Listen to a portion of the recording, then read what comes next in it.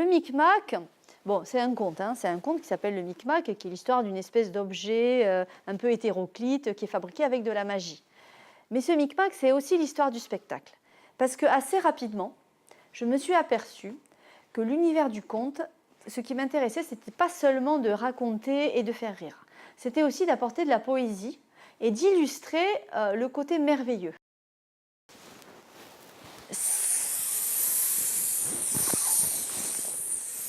Alors, mon Pierrot, ça va mal, les affaires?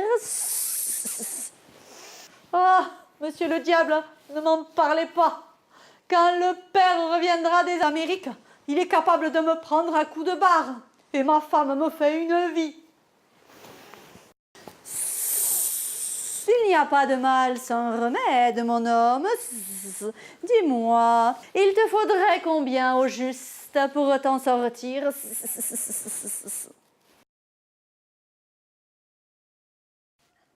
Quand lume stressen bol mercat, quand lume stressen bol mercat, dai soluliet mai tu plafat, trollolololololero, dai soluliet mai tu plafat, trollololololo.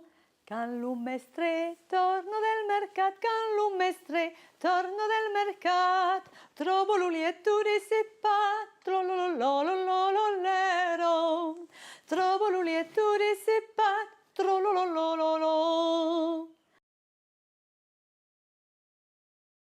Le meunier fit ce que lui avait dit le jeune homme. Il arriva à la maison à la nuit et rentra à petits pas sans faire de bruit. Puis il se glissa sous le lit. À la fin de la soirée, l'intendant vint pour dormir avec la meunière. Mais avant la fin de la nuit, il fallut qu'il se lève pour faire une petite commission. Quand il eut pris le pot de chambre, le meunier serra la clé en disant « Tiens bon !»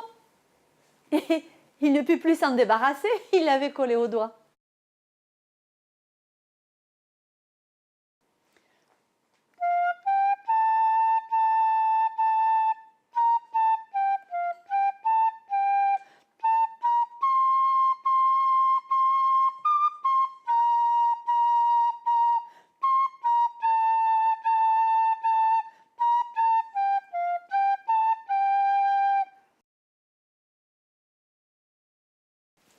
Alors, le meunier sortit de sous le lit en disant « Et maintenant, nous allons mener le Micmac. Allez, en avant !»